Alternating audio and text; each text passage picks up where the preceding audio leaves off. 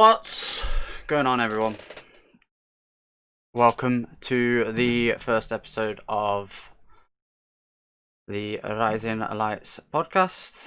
I'm here with Kit. Say hello, Hi Kit. everyone, how you all doing?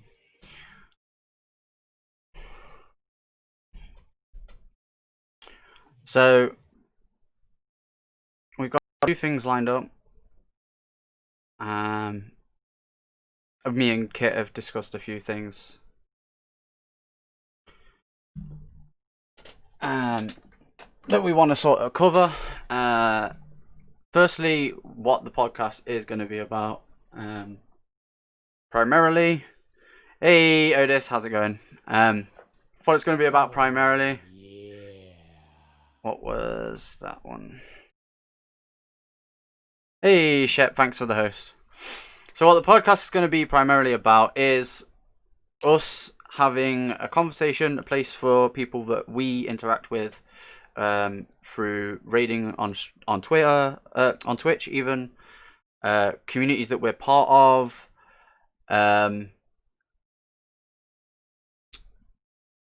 people that we want to sort of give a platform to introduce to one another. So like, ideal example is Otis was in my stream once and I raided Sev. Sev met Otis, like Otis and Sev met, and they've like every time I pop into Sev's chat now, I see Otis in there.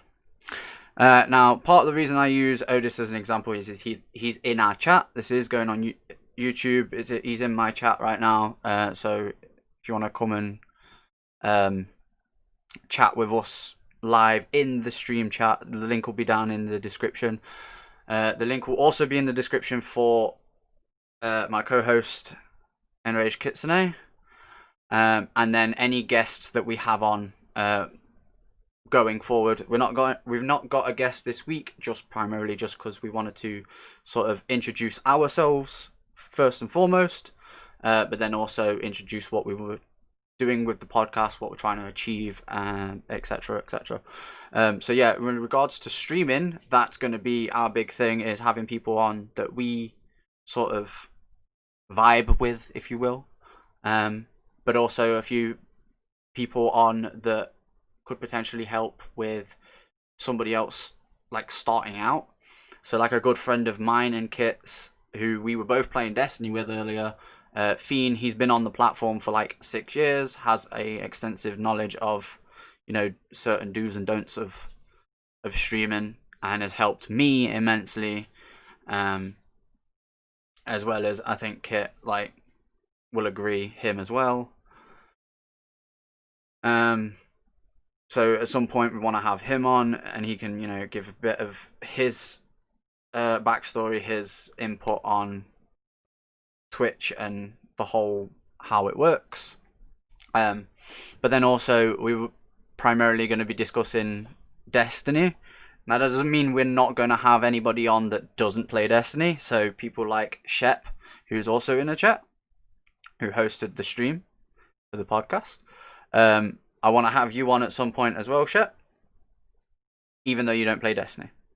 If there is something that happens in Destiny on a given week and me and Kit end up talking about it and you're on that particular week, I apologize, but you know, it's going to be a balancing thing essentially for us, because Destiny is a game that both of us are very passionate about, but also we're very passionate about the whole Rising Lights as the hashtag is for the podcast, and like my basically my motto of rising tides raise all ships, which basically in layman's terms is, I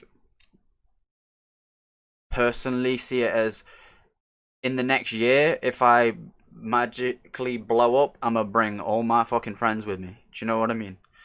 So that's the way that's the mentality that we've got with that hashtag. So one of the things we are going to be discussing today is regards to a couple of tweets that were made by one of the community managers. In fact, the senior community manager since Deej left Bungie. But then we're also going to be discussing a couple of other things that are a bit more serious. Anything else you want to add, Kit, or is that good enough for I you? think that'll do for now. Should we just get into it? Yeah. One last thing: the music that we came in on was part of the plan. It was a song called "Overlooked." I'm gonna ask Rafe if he has any sort of problem with us. He doesn't have a problem with me playing it on stream, so I don't see him having a problem with us using it as like the podcast soundtrack essentially. Between it and Limitless, I feel like, which is two of his band's songs, I feel like we're gonna have a pretty decent set of songs that we could use. And I'm gonna switch to the podcast scene right now because this right here shows off the band, Rafe, or Cody is his real name, being the singer and the producer for part of the plan. Hey, and Rafe is also going to be on here at some point as well. I've already talked to him about it. He's beyond excited to be on as well. So maybe we've already got Sev confirmed for next week. So anybody. Hey, thanks for the follow, Melma bro. But yeah, we've already got Smooth Brain Sev confirmed for next week. I wanted to get him nailed down and be like the first guest because his schedule since starting a new job just before Christmas has been quite hectic, and I wanted to sort of nail him down, get him in on one of the early episodes so we could sort of make sure he's able to sort of sort it out with work to get it off and be available if he wasn't already.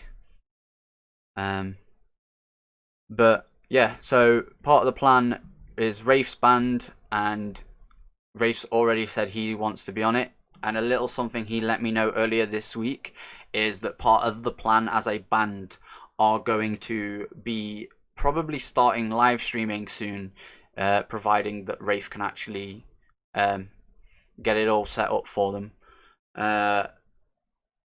Because they feel that live streaming music and stuff like that is going to through Twitch. Obviously, Rafe's already streaming anyway. Is like the future of music, partially. So yeah. That sounds brilliant. Yeah, so they're gonna be streaming at some point, and we are probably gonna have them on at some point as well. Because I spoke to Rafe about that, and he says I don't see why they would say no. And if they do, they wouldn't take much convincing. So It would be quite a way to welcome them onto the platform. yeah, exactly. But also, I play their music on my stream, and their music appears in a bunch of like DMCA free playlists that people play. Ideal example is Kitsune, who you keep hearing, got raided by FPS Crystal, one of the big Destiny 2 PvP, primarily at least, Destiny 2 streamers, and she listens to a song called Evergreen, which is the one that's on the music video I've got loaded up right now so that you guys can see.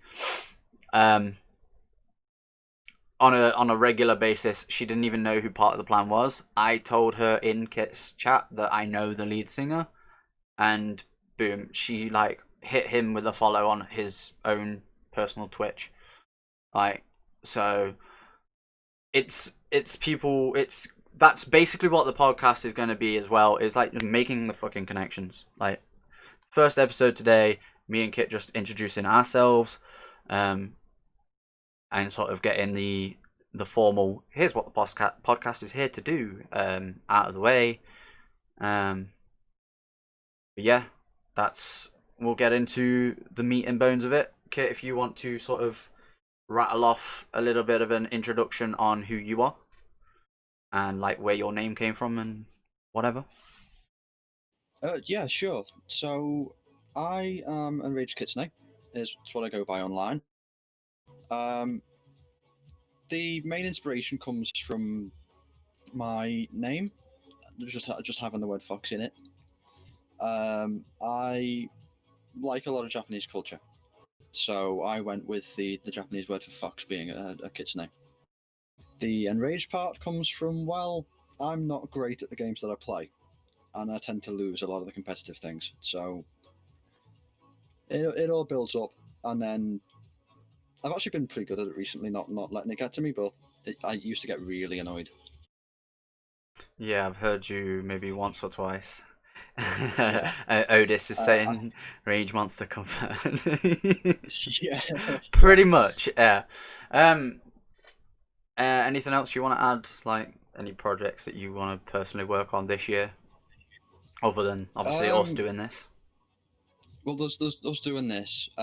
Me and you've been working with a couple of other guys that we know on the Minecraft server. I want to get everything nailed down for that. Mm-hmm. Um, in terms of other things, like I was going to mention and stuff is that I mostly play Destiny 2, but I'm not fixed to that game, so it's 2 out of my 5 days a week, Yeah. and the rest are like sort of random games or I feel like playing this today, sort of content. Um, I've been on the platform for about 3 years, sort of on and off little bursts, and this time it looks like it's sticking. So really pleased with where we're going forward. Alright, and anybody who wants to give Kit a follow, I'm about to hit the shout out in the chat if the chat isn't broke, which it looks like it is. Oh god. That's not good. Let me. No, your message comes up. Mine just isn't. There you go. He's done it for himself. Kit also has a custom command that is his shout out, which was what I was gonna do. I forgot you'd added the shout out part of that, to be honest. So here's. Oh, there you go. He's just done it himself as well. God damn it, Kit. You're faster than me. I'm having to do it on my phone. But yeah. So if anybody wants to go and hit Enraged Kitsune with a follow, like he said, he plays Destiny 2 out of the 5 days that he streams. You do what? Minecraft's on a Friday. Saturdays a mystery game. Saturday you start with a mystery game. The weekend things don't tend to last that long, so I do end up playing multiple games that day. Yeah. So like I'll start with a mystery game on a Saturday, and then I'll sort of go through my library and see what else I feel like playing that day. And then Sundays I start with the ever DMCA friendly OS. Sort of a rhythm game. You sort of follow circles with your cursor, and then you can either click on them or tap on them with your keyboard. So it is pronounced os, right? The U is yes, it is OS. The U is silent because The I've heard. U is pretty silent. Yeah, because I've heard so many people, and I've always called it until I heard you calling it os. Osu. See, I don't mind people calling it Osu. The reason I pronounce it Os is because that's how it's pronounced when you open the game. Ah. Right. The first thing you hear when you open the game is "Welcome to Os," and then you hear a song. Fair enough. But yeah, so that's basically your promotion essentially out of the way, right? That's Yeah. your introduction. Obviously, people who may be new to the stream won't realize because this is the first episode of the podcast. It's the first time you hearing my voice. But I'm Intrepidus1.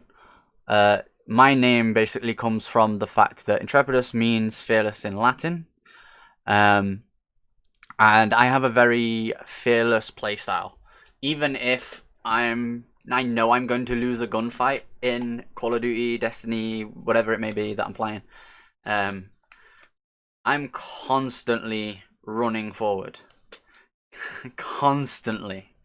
One of where my name actually came from was I used to play a lot of Call of Duty, and I was always using suppressed guns and using the perks that kept you off the radar, gave you silent footsteps, blah blah blah. I was basically a ghost.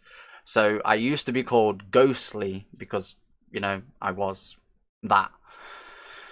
But then I stopped playing that sort of playstyle, and I was looking for a new like gamer tag. And a buddy of mine back when I used to play Advanced Warfare back on 360, like the Xbox 360 for anybody, turned around and said, because we was playing Search and Destroy, which is the game mode that you only have one life. It's kind of like Counter-Strike in a sense. You only have one life. There's 2 bomb sites. You got a bomb. You got to plant the bomb. Blah blah blah. Most people know what Search and Destroy is at this point, but we were playing Search and Destroy during one of our clan wars, which used to be a thing back on Call of Duty Advanced Warfare and Call of Duty Ghosts before that. And I was like really weak, and I was in a 1v2, and I just pushed out, killed one of them, ran away, took cover, let the guy sort of go to where I'd just killed his teammate, and because of the angle I took, I could see where he was, but he couldn't see me. So I then pushed around him, I pushed him even though I was weak, and killed him and managed to win us the round. And he turned around and says, "Fucking hell, you did that fearlessly." And I've noticed that is your playstyle now. And so Fearless just stuck, and so I went with Fearless, and then eventually I got bored of seeing a bunch of people called Fearless this, Fearless that, in a bunch of games that I was playing. I was like, I don't want to be generic, but I want to keep that Fearless name. And so Intrepidus came from the fact that I was playing a game to do with Warhammer 40k, and they use a lot of the old Battlefleet Gothic. So one of the things that they don't just call the mechanics that are mechanical robots that are based on Mars within that universe. They don't just call them the mechanics. They call them the Adeptus Mechanicus. So I literally Googled Fearless in Latin, and Intrepid came up. So I was like, Intrepidus. Yeah, that works. And so, yeah, my gamer tag was born, essentially, from that. I stream typically Destiny 2, although, as Kit said, we've been playing a modded Minecraft server that we started with a few friends. Fiend, who I mentioned earlier in the introduction, being one of them. And I don't really structure my week like Kit does, in a sense of he's got 2 days that he definitely plays Destiny 2 and whatever. But I stream Monday, Wednesday, Friday, Saturday, Sunday. So you get me for a long weekend, and then I take a break on Tuesday, and I take a break on Thursday. Destiny Reset is on a Tuesday, so it makes sense for me to stream on a Tuesday. But I typically cover Reset content on a Wednesday morning, because I do tend to stream earlier in the day for the UK crowd, primarily because when we're not in a national lockdown, and my son is at school, I typically will take him to school in the morning, come back home, do my stream for 4 hours, and then go and pick him up from school.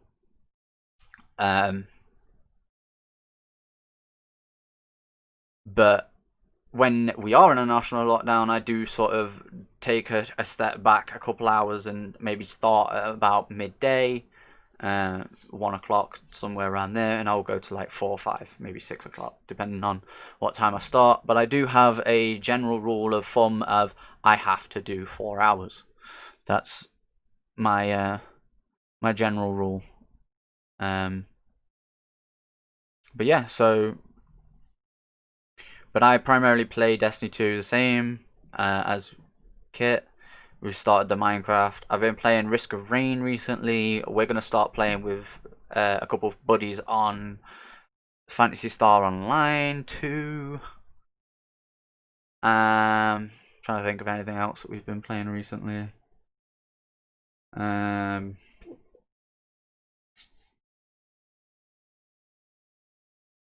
No, I think that's basically. Oh, I've been playing Ori as well, on and off, just because Sev, who we're going to have on next week, kindly gifted me the games, because he's a fucking awesome dude. But you guys will get to, if you come back and watch next week's episode as well, you'll get to see the sort of guy he is. Ideal example though is I mentioned that we've got Sev confirmed for next week, and a good friend of the stream who came in from Shep's community, 2435 reaction, turned around and put in my chat, "Yay, Sev." So that kind of says a lot, as far as I'm concerned. But yeah, I think that's basically the introductory done. We've said what the podcast is basically for. We've said who you are, Kit. We've said who I am. So I think we get into a couple things, starting off with Destiny 2. A couple news-related things, in a sense. So I don't know whether you want to pull up DMG, or you want me to just, or you want me to just read it through. Yeah. So DMG is one of the he is the senior community manager. At some point, yes, Shep, but I haven't looked into the Carson thing yet.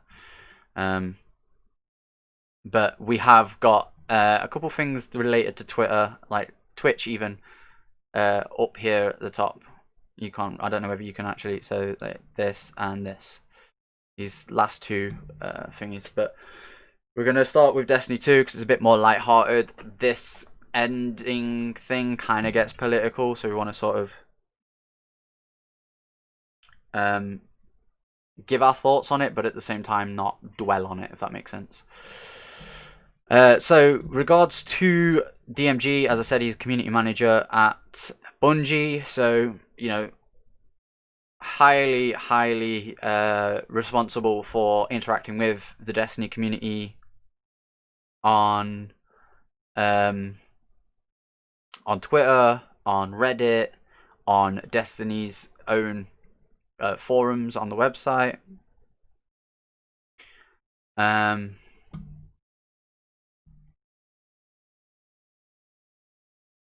Yeah, I'm gonna do that now.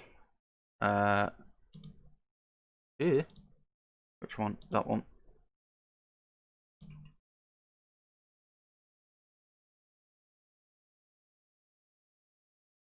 So now I will transform, stretch the screen.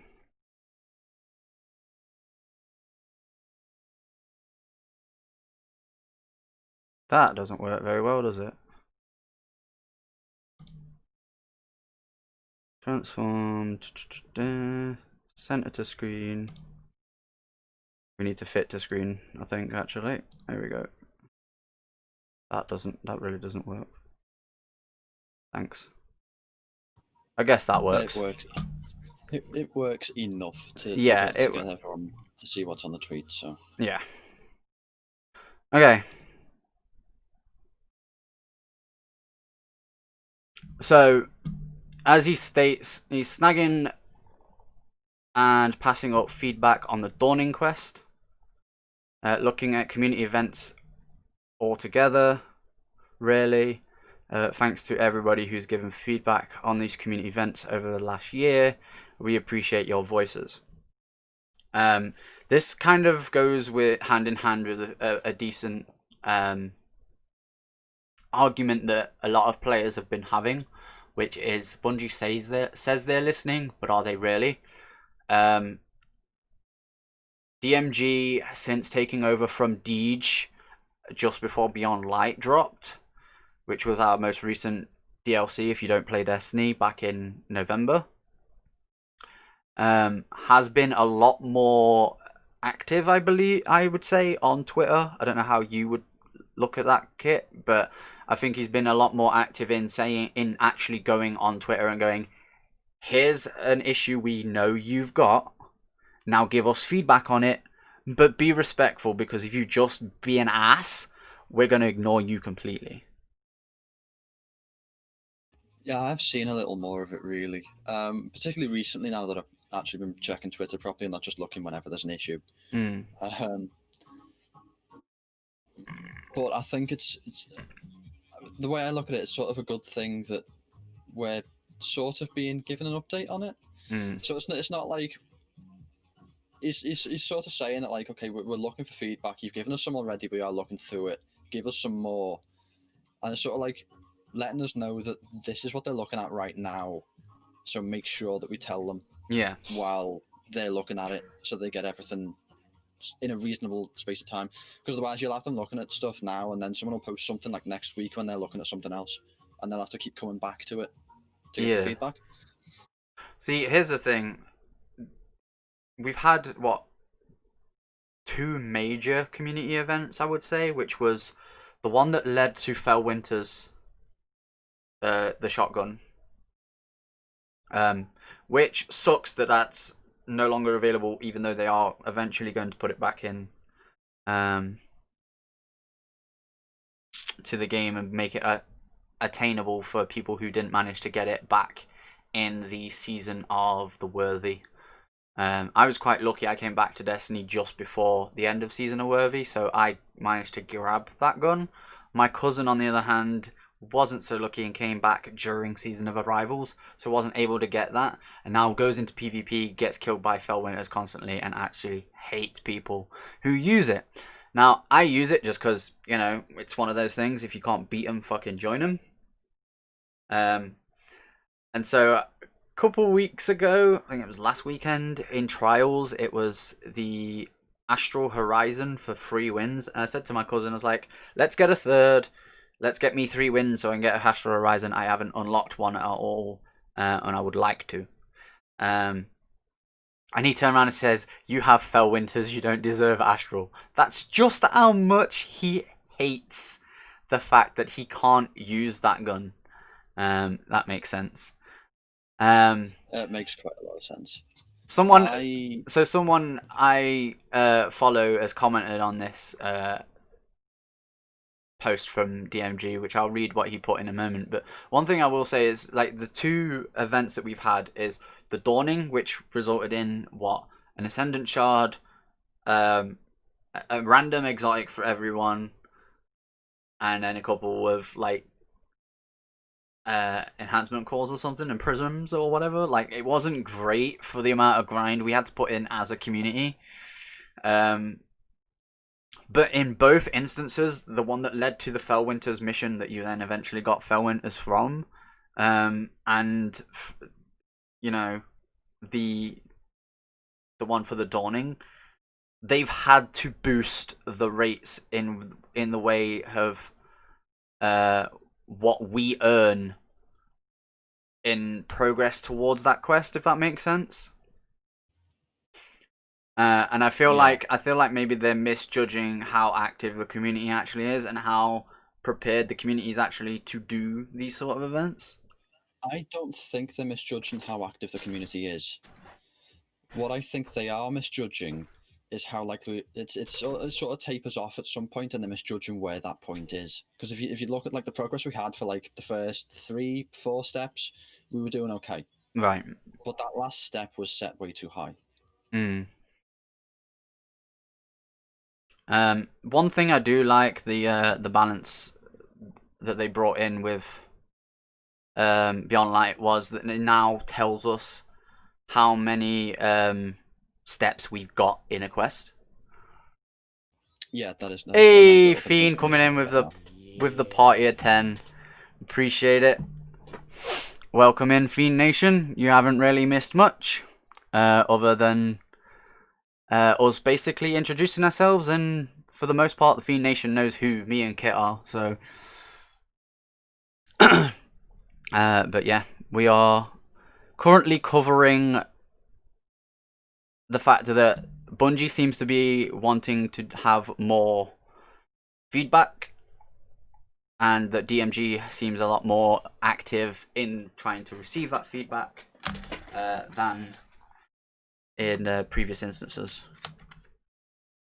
And then our thoughts on the Dawning quest as it stands, basically, because it relates to this particular tweet. But yeah, carry on what you was saying, Kit. So as I was just saying, I reckon less that they got wrong how active the community was, because they'll have data from the last one. They'll know, okay, we'll have a lot of people interested, and it'll start to taper off a bit, and then they'll have a bit more interested when the new week comes in or when new content comes, and then it'll start to taper off again. And I think we did find that, like, at the end of we had a lot of people doing it, like, right at the Oh, sorry, we had a lot of people doing it at the start, get all the triumphs and everything, but then once those were done, there were a few people continuing to do it. So, like, that's the first sort of drop. yeah. And then more people came back in when we came to, like, because you could check on, like, dim or whatever. You didn't have to log in all the time to keep checking how far through we were on the particular step on the event.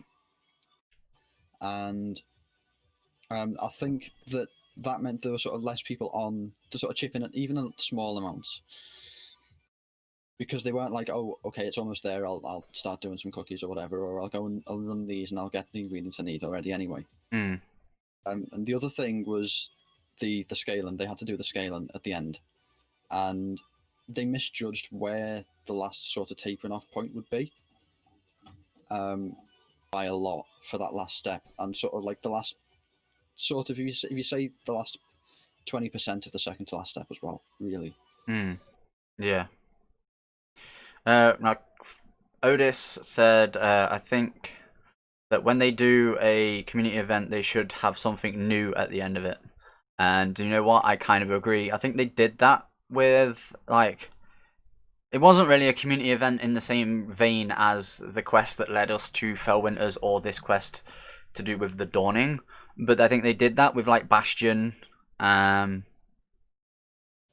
thing they did with Bastion wasn't a community event in the same way, but I think that was a slightly better approach to a community event. Yeah, me too. And Otis then elaborates and says it doesn't matter what it is.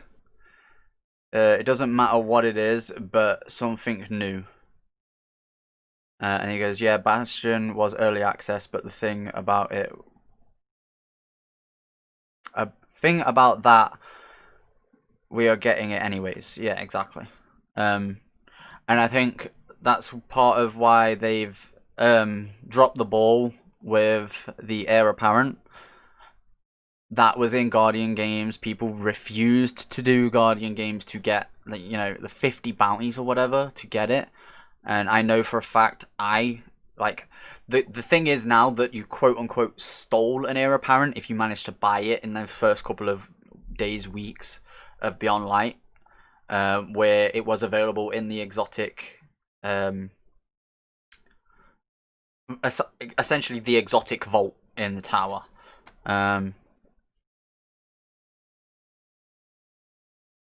Yeah, I didn't do it either, Otis, but I managed to snag one from the exotic vault.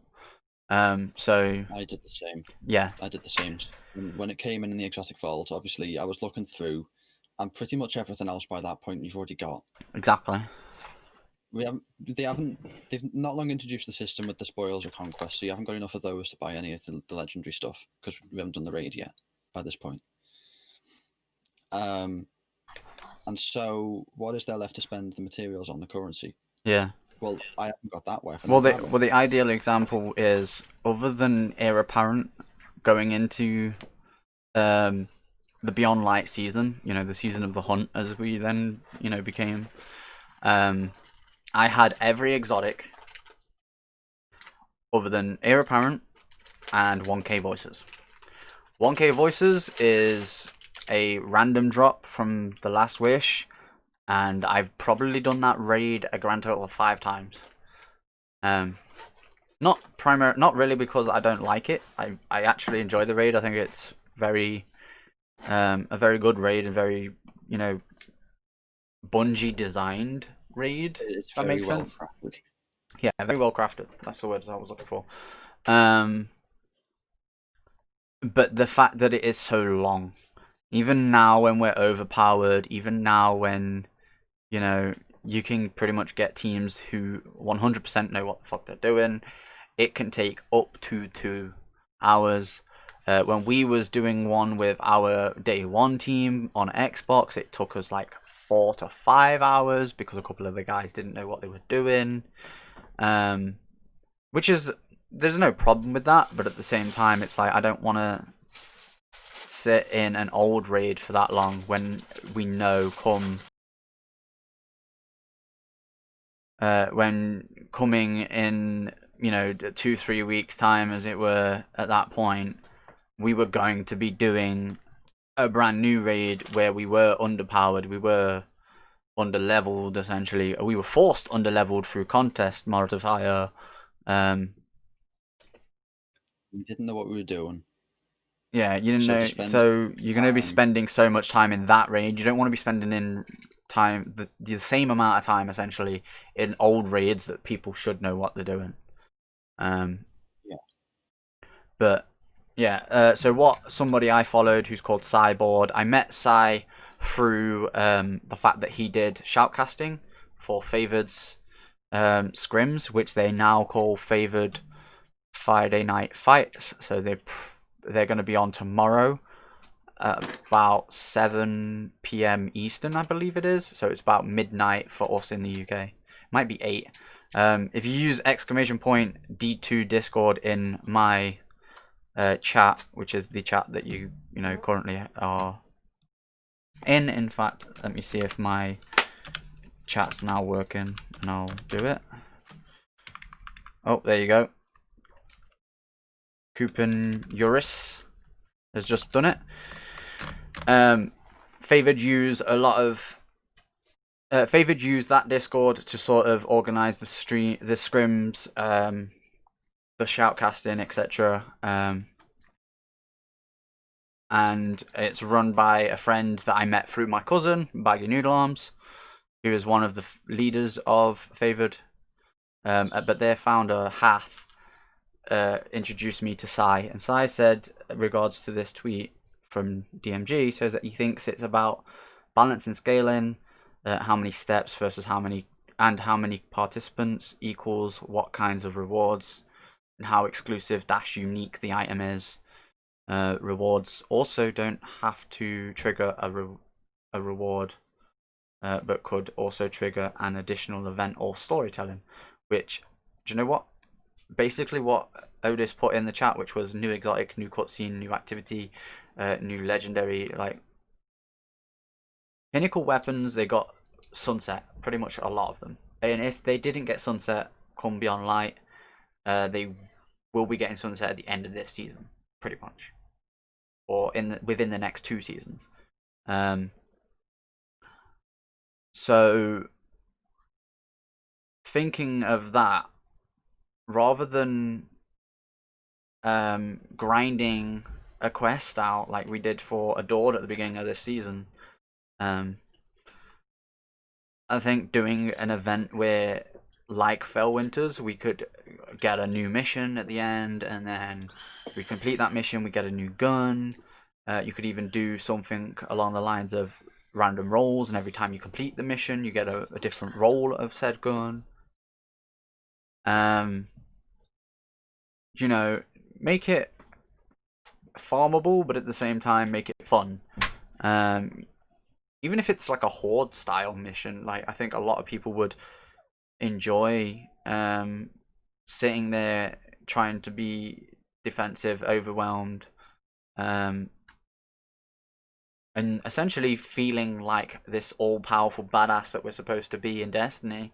And then I think that kind of will transition us kind of over to the next thing in PvP, because I know Otis, who's in the chat, I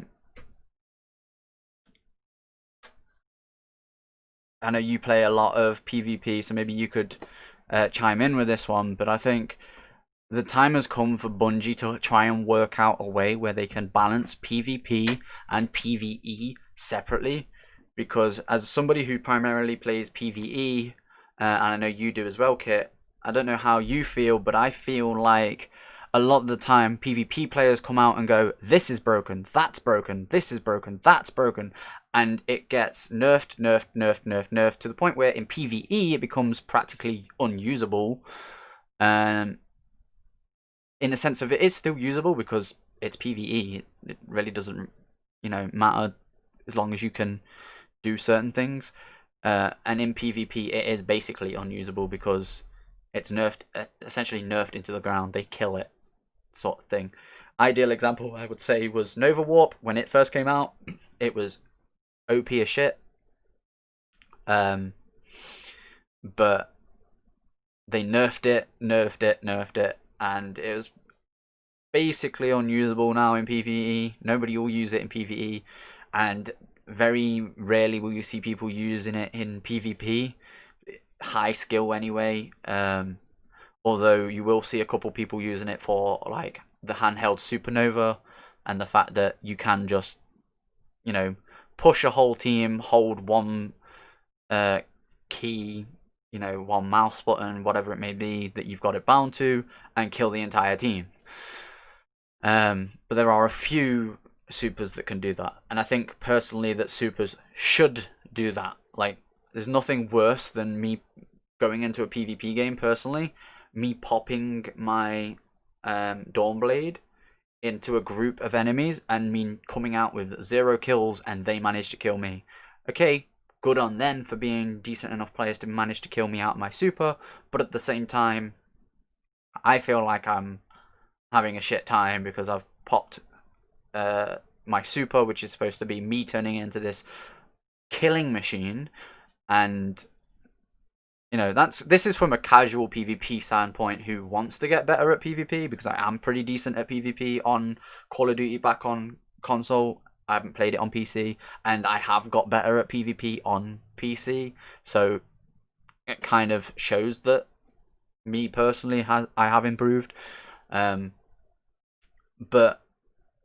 as a casual player, I would say it doesn't feel great to go in, pop a super where you should, theoretically, kill a bunch of people, and just not get any kills. But one thing I will say is I see the other side of the coin where it doesn't feel great if you are in sixes and you've got someone pops their super, kills you, you respawn. Someone else pops their super, kills you, you respawn. I get that. So I think to go to point out an Ascendant Nomad video, since he's commented on this particular tweet we've got up right now. He did a whole here's what PvP should look like, revamp concept thing video on his channel. Just search Ascendant Nomad on YouTube, I'm sure you'll find it. And he does split things off, but I personally think we need a abilities enabled PvP Crucible and an abilities disabled PvP. Personally, because then those who want to play gun skill can go into the disabled abilities, but those that want to play Destiny's PvP as it should be can go into the abilities enabled. If that makes sense. And I don't know whether you want to sort of chime in with that before I read what DMG has put in this tweet, Kit. I was going to say, with regards to the weapon stuff that you mentioned before, is that it's sort of in an awkward position in that if they had all of the changes that they needed to make for weapons in PvP in a PvP-centric sandbox, and that was separate from the PvE stuff, so weapons still feel like they, shred through hordes of Thrall or melt bosses or whatever, like they used to, or like they were supposed to when they were originally conceived. Mm-hmm. That would make it that would mean that every time they add a new weapon or tweak a weapon, they need to sort of think about how it's going to fit into the pool on both sides. But then you've also got Gambit as a game mode. Which pool would that use? Which set of stats? See, I personally would use PvP just because it feels like it kind of uses the PvP like damage numbers anyway, if that makes sense. Like I don't know how you like think about with regards to Gambit. You go in and you hit a yellow bar knight and somebody's banked 15 motes, you know, a large blocker. Yes, using some niche tactic. Like personally, I've started running a 1-2 punch um Xenoclast shotgun. You get me up against that knight, it's dead in 3 shots. Like I melt those things. Me using my lament or using my fallen guillotine against them, I melt them. Using Xeno, I melt them. That's supposed to happen. They're heavy weapons, and obviously the shotgun's a 1-2 punch um, perk. It just enables you to destroy those like essentially mini bosses. You do the same thing to a knight in PVE, and you kill them in probably 2 shots. Like, and that's shoot because 1-2 punch for anybody who's coming in because we're in the talk shows and podcasts, you know, category within Twitch. Anybody who comes in who's coming in and hasn't played Destiny, how 1-2 punch works is essentially you shoot your gun, as long as all the pellets hit the target, or majority of the pellets hit the target, you'll proc the perk. If you proc the perk, you punch, you do like basically double your melee's usual damage, and typically will stun the target, so they can't kill you. So you know you can imagine sitting there, shoot, punch, like. You do that 3 times, you've killed a knight in Gambit. You do that in PvE, in a strike or something, you've killed them in a shot, a punch, a shot. That's it. Like you don't need to do the other punch, the second punch, the third shot, or the third punch. Like it's essentially you're doing half the damage, and you're killing the same, what feels like the same target. So I feel like they kind of balance Gambit a little more to PvP, which I think makes sense in a sense of like Xeno. If you ever been shot by Xeno in normal PvP, it takes 2 shots. You go into Gambit, you invade with Xeno, and it takes 2 shots. So you know that kind of, I feel like that kind of balancing is what I use. But Ascendant Nomad is someone that I also got introduced to. I heard the name before, but I also got introduced to him by Hath, because he was part of Favored's charity team with regards to Game to Give, and actually shoutcasted the charity tournament they had for from Favored, which saw a bunch of great PvP players being involved, like Sorry in Advanced, Lysis, obviously Nomad himself was shoutcasting it, and there's a couple others I can't remember the name of, but it was really good. Like somebody who doesn't really play PvP, watching that structured PvP environment, I actually really wanted to get better at PvP so I could actually take part in something like the scrims that they do. Like I said, he's commented on this tweet from DMG. GMG says, with regards to, you know, RE weapon sandbox balancing PvP, they've seen folks say that weapons feel amazing. What's spurring your thinking on this? Are you seeing more variety in Crucible? Are you finding more tools of destruction that you can use? And if you have fun clips, please share them. Essentially, um, I am personally, I don't know about you, Kit. I am seeing a lot more variety, other than what Nomad states in his response to this tweet from DMG, which is that 120s are ruling the roost. What Bungie don't seem to realize is something that Overwatch struggled with at one point, and I think still does struggle with. Same with Call of Duty, like pretty much any game that's got any sort of PvP, is there is a meta. The meta typically starts with the best players. They find what works. So in this case for Destiny, it's 120s. They play with 120s. Worse players see those people using 120s, see them destroying people with the 120 because they're such a good player, and then go, ooh, if I use a 120 and get really good with it, I can be the new, I don't know, Frostbolt. I can be the new, Amaze is pretty good with in PvP.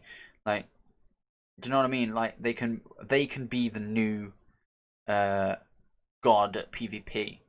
And so they start using a 120s. Then people start getting killed by them and go, oh, well, 120s must be really good, so I'm going to start using them. And eventually you're just going to end up with everybody using 120s. I personally use 120 because of a strategy that I've seen from Hath in a video that he made. And he got it from Noise Tank, I believe. Which is basically Chaos Reach, Empowering Rift. There's a mod on your seasonal artifact called Berserker, where the more kills you get with your super, the more damage you do. Like, you get damage boost. So you mix 120s with an Empowering Rift, you 2-tap. You mix it with Rampage, which could roll on True Prophecy, which they took out of the loot pool.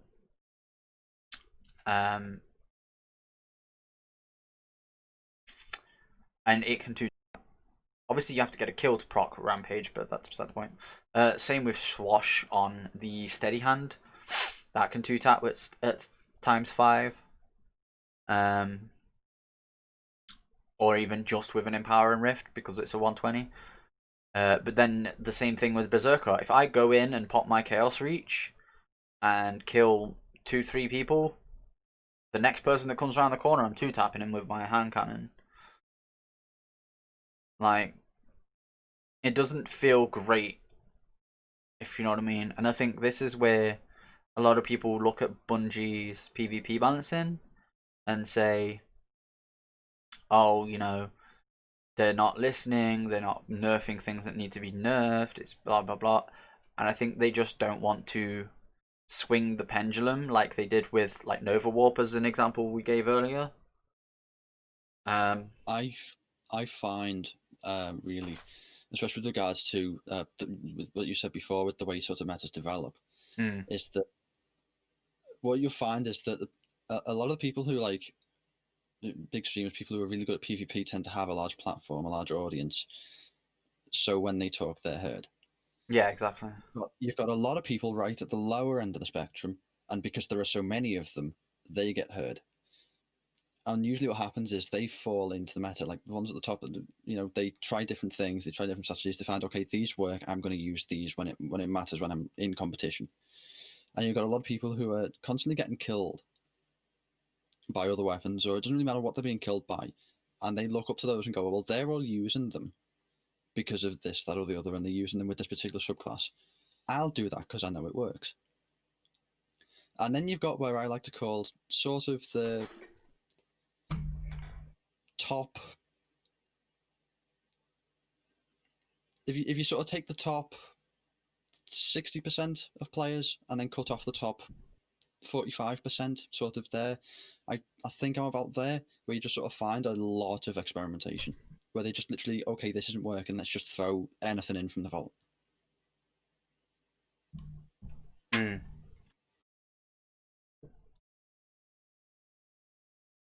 But yeah, one thing that Nomad obviously covers with regards to this. His thoughts on this tweet is that 120s rule the roost at high level PvP. He thinks their range could come in just a touch, and I can see that because they do contest snipers. Hell, we were playing Gambit. Was it yesterday or day before? Maybe. And a bit earlier today with Fiend, we were playing some Gambit, and I'm using a 120 to contest with scout rifles and snipers in Gambit. Like, I really shouldn't be. It should be a case of if I want to take them out at range, I need to use my sniper or like my heavy weapon, whatever it may be, like Xeno or what have you. But I do think that they do need to be brought down in a range capacity, but at the same time, as a PvE centric player, hand cannons have been basically unusable for the longest time in PvE in compared to PvP. Like, you look at a lot of the old clips of the past year, basically it's Dire Promise, Beloved, until Beloved got Sunset, and then it was Dire Promise, Adored, or any other sniper, until people worked out how good 120s are. And Otis says, yeah, 120 range does need to be toned down. That I agree, but again, as a PvE player, somebody who wants to be able to use every gun in PvE, it doesn't feel great when you pull out a scout and it's usable, and then you pull out a hand cannon and you basically feel like you've pulled out a shotgun and you need to be getting like right up on people. Do you know what I mean? And that's how I feel some hand cannons felt a couple seasons ago, if not last season in general. Like, another thing that Nomad says in response to this tweet from DMG is, that being said, with the existence of stasis, we need more strong distance options, and 120s fill the void that scouts should occupy very well. Exactly. Now, one of the things I discussed with Sai on his stream, because as I said, he does stream and half introduced me to it,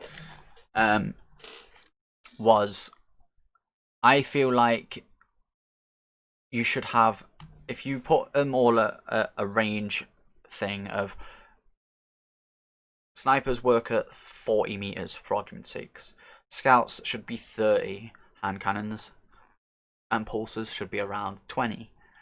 So they should be able to contest with a scout, but not like consistently two tap a scout. If that makes sense. Otis says, yeah. Not by a lot. The problem is that you can 3-tap with a 120 at the same range as a scout. Yeah.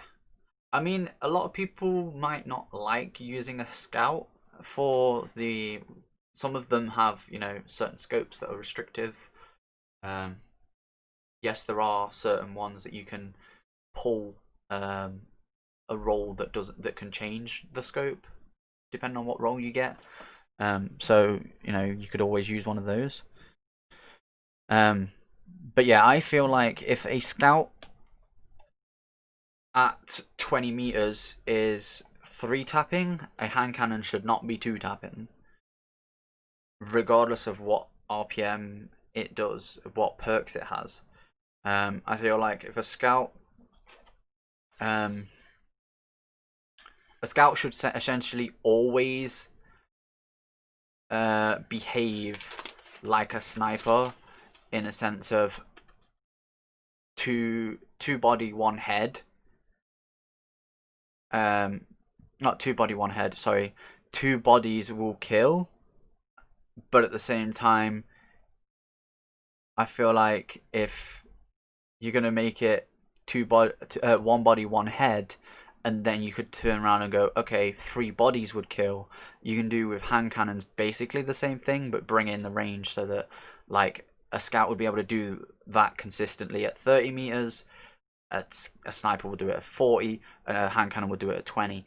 Like, I think that's going to be a whole lot more balanced. A lot of the maps in Destiny are, like, since they removed a bunch when Beyond Light came out, are more close range orientated maps anyway. So, and I think you'd be hard pressed to find a moment where you are looking at a 40 meter fucking range thing, except maybe the one map that's based in the Black Garden that's from Destiny 2, Destiny 1 even, where your B is in the middle bit with the like cube thing, or Burning Shrine, the one that's on Mercury where you're looking directly through the middle, like.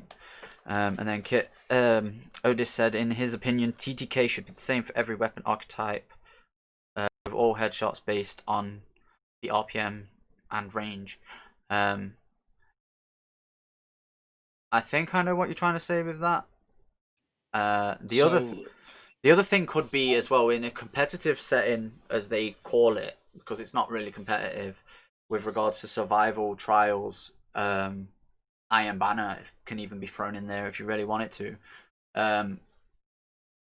or basic elimination maybe, because obviously it technically is practice for trials at the weekend. If you remove headshot damage in general, like you will do body shot damage even to the head, and I know that will feel a little weird, but they do it in a bunch of other competitive games, like I think Call of Duty does it. So the time to kill is 0.7 seconds. Hitting 3 headshots on a 120, it should be the same. TTK on a 450 auto, but the base range and RPM. Yeah, that's essentially what I was discussing with Sai, to be honest. So theoretically, then, I'm not saying we have. If we had a 150 hand cannon at 20 meters, because it can do that, it can do 20 meters. Yeah. And it took half a second, right? So what we're saying is that a 450 auto rifle, to have the same time to kill, it needs to make sure, or the game needs to make sure that it has a third as much damage, a third of the damage, because it can fire 3 times as many bullets in the same amount of time. Basically. Right. But you'd also have to be at shorter range as well, is what Otis is basically saying. Yeah. So I was saying, if they were both at 20 meters, obviously if you go past that 20 meters, your hand cannon is going to start to fall off. Whatever. If we're going back on the same points you said before, the 20, the 30, the 40. Yeah. The thing that I would think of really is that, given that auto rifles and scout rifles and sniper rifles, is that snipers are typically larger bullets, even outside of Destiny, just in general. So they would deal more damage anyway. They would either travel a lot faster or would have a lot more mass behind them. Or smaller rifle bullets, things like what Destiny calls auto rifles, SMGs would be lower, a lot lower, but they're just not travel as far. Because again, there's not as much ordnance in them and whatever. So things like SMGs and auto rifles would not deal as much damage anyway, which makes sense, and you can use those to account for their different RPMs. The thing is where you get overlap. So you have like a slow firing sniper, a fast firing sniper, and a relatively slow firing scout. Where should the overlap be? Yeah, true. Thank you, Big Greg, for the follow. I didn't want to interrupt what Kitsune was saying just then, but no, I certainly think that they do need to do a thing similar to what Otis is sort of suggesting, in a sense of the range and stuff, like, kind of needs to. Again, I don't spend a lot of time in PvP. I've been trying to get better at it, so I have been spending increasingly more time in PvP. But at the same time, up until recently, when I moved to PC, I basically went into PvP to do my powerfuls, my pinnacles, and then Iron Banner whenever it was on, and that was primarily because the bounties just take fucking forever. Um, Yeah. Especially if you're running with a stacked team. But I do think that um, something needs to be done, especially with a lot of PvP players basically going, okay, Bungie's not even bothered about us. Let's like jump ship, because yeah, I personally take the stance, and I've said this multiple times on my stream. I'm sure Otis has heard me say this, and he respects my opinion as somebody who, you know, plays PvE mainly, and I will take his thoughts on board as regards to the state of PvP because I know he plays it a whole lot more than me. But personally, I honestly feel like Bungie never intended to have a PvP game mode in Destiny, and it was primarily Activision that sort of pushed it because they were like, okay, we've got Call of Duty. You guys at Bungie are renowned for creating Halo, one of the biggest console esports on the planet. And we reckon you would do a good job with a PvP, put a PvP in. Do you know what I mean? I feel like that's probably part of the conversation that kind of went down because it does feel like PvP is just tacked on. It's not. Yes, you've got the tower NPCs saying, "Oh, did you watch the Crucible last night?" And you've got, Shaxx is a big part of some beats within the story. Not a lot, but some. Like, it is intertwined with the rest of the game, but it at the same time, like, it doesn't feel like it is the game. Do you know what I mean? Like if somebody turned around to me and said you can only play one game and you've got to play the PvP of that game for an entire year, Destiny's not the one that comes to mind, and it's not because, oh well, this is broken or that's broken or I'm bad at PvP in this game or I'm good at PvP in another game. I'm gonna think of like Halo, Call of Duty, the ones that live and die from the PvP. They have a story campaign that you do in the first like month of the game coming out, and then the rest of the year you like in Call of Duty's case, at least because obviously there's one released every year, you play PvP or you don't play the game. Obviously, yeah, there are exceptions to that, like the new Call of Duties have a third game mode typically. So like this one has got the newest one that's out right now, Cold War, has got zombies. Previous ones have had zombies as well, and etc. in that regard. But Bungie, like, I would rather play Bungie's last Halo's PvP, which is Halo Reach, for the rest of this year, than play Destiny PvP for the rest of this year. Do you know what I mean? Like, because the way I look at it is a game like Call of Duty, a game like Halo, where it is literally you, your character, and then the guns that you pick up and your particular skill at the game, that make or break your experience. Are just like better experiences in general, rather than something like Destiny where you have to rely on, oh, okay, does this person have their super, does that person have their grenade, does this person have their powered melee, does a warlock that I've just shot and made really weak run around the corner, and he's run around the corner, does he have his healing Rift. Do you know what I mean? You've got all these things to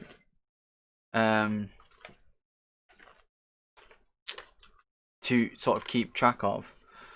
Okay, Otis has disagreed with me. He's mainly a PvE player. So I see there's some point there, right? In that it fairly quickly, particularly with the seasonal model, the PvE content does dry out, and PvP does sort of sustain people in the meantime. But if you were to compare the PvP in Destiny to the way it feels to play PvP in other games, like I've been playing PvP a lot more this season, and that's not because I've inherently had a lack of things to do compared to previous seasons, but it's more that I can get into PvP more easily. Yeah, I see with, that. Even with the potential issues regarding status or whatever, we'll put that aside for now. In that, I don't know what it is particularly about this season, but I feel like I can play PvP. Whereas in previous seasons, I just sort of go in, get shit on, and leave. And then your namesake comes out with the regards to the enraged. Yeah. But no, just to read what, because I started reading what Otis put. He says he disagrees. He's a PvE player. When PvE dries up, that's when he goes into PvP. PvP Destiny needs PvP for player to stay engaged. And when the PvE content dries out, yes, and no. Personally, like I said, I feel like it was tacked on and it wasn't initially supposed to be. And I feel like the whole thing with Destiny 1 being the mess that it was, it was supposed to be this story game, the story that we got in the trailers and stuff at E3 wasn't in the game when we got it, and it was Activision's fault, and I think that all screwed it up. But then also I feel like whilst yes, PvP will, and I agree with you in a case of now we do have PvP, it carries when PvE content dries out. Like, I'm more likely right now to load up Destiny and play PvP because I'm wanting to get better at it, and obviously I'm now playing on keyboard and mouse because I've only just recently, for anybody who's new here, only recently started playing on PC for Destiny. Up until basically a week before Christmas, I was on Xbox.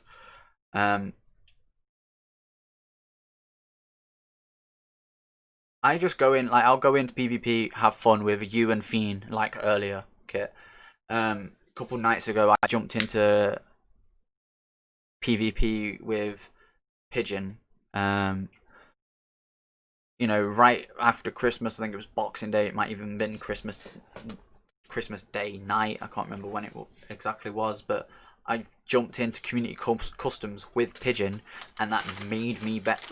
I know from how I've played before Christmas, like when I first got my Tartarus, which was Christmas Eve, how I played on Christmas Eve, how I played on Christmas Day, that playing the Community Customs with Pigeon has made me 10 times better at playing on, essentially mouse and keyboard, because a Tartarus is basically a keyboard, in a sense. At the same time, one, that should not be PvP's job. They should have PvE content to carry themselves. And what Otis just put, I completely agree. And that's why I agree that now we have PvP, it is carrying. I have nothing to do. I've hit pinnacle cap. I'm not 100% bothered about chasing titles. I got my blacksmith in the last week or two of last season, where I got my flawless Scourge of the Past. So I know that basically the titles are going to be here going forward until that piece of content gets, announced as going into the content vault. But So I'm not particularly bothered about chasing the titles. Obviously, I want like the Eyes of Tomorrow gun. I want like to chase the 1K that I'm still missing and stuff like that. But it's again finding the people to do that with. My timing doesn't necessarily line up with a lot of people. But no, I agree in a sense of PvP when there is no PvE content. Carries Destiny, and it shouldn't have to. But there are so many people who, me prior to wanting to get better at PvP, would have just turned around and gone, okay, like what's on offer with PvE this season? I would have completed it, and I would have gone, okay, I'm going to go and play something else now. As Otis said, because I didn't feel comfortable in PvP, he does, so he goes into PvP.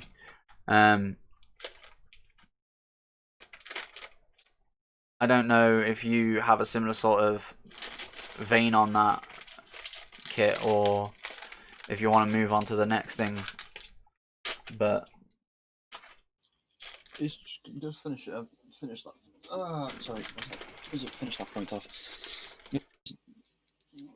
So yeah, so we're just saying right now there's no PvP I'm not playing. Right, that makes a lot of sense. If you've gone through the PvE content that was made available to you, and you don't necessarily want to go and repeat it,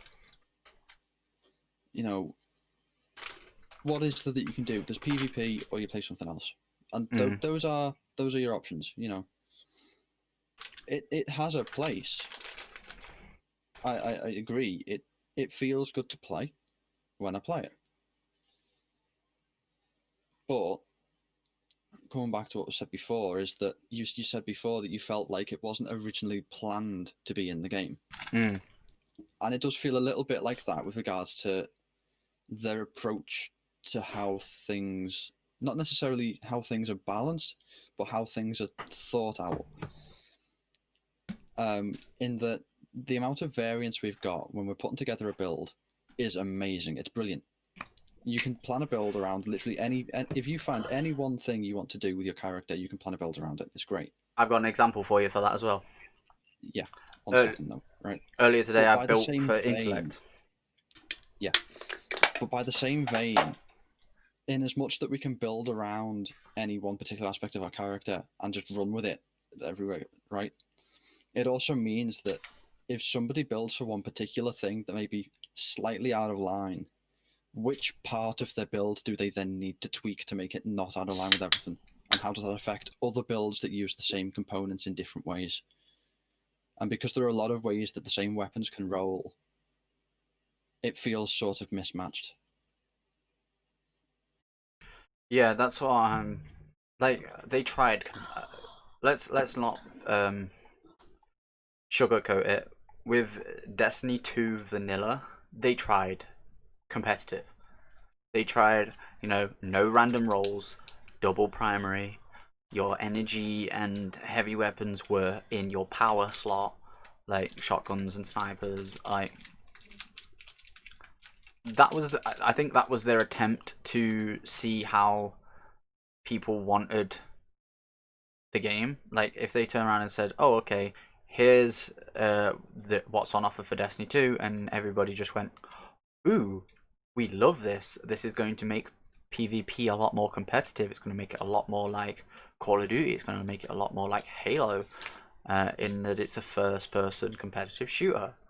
Then,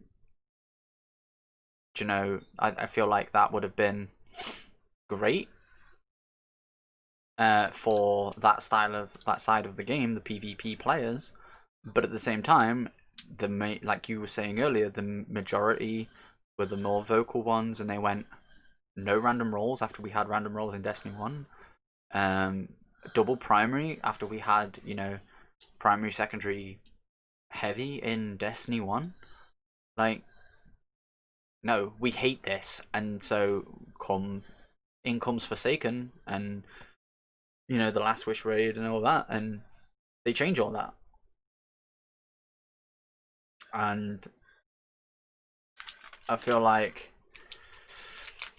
they didn't necessarily have to change that, in a sense of they could have forced a double primary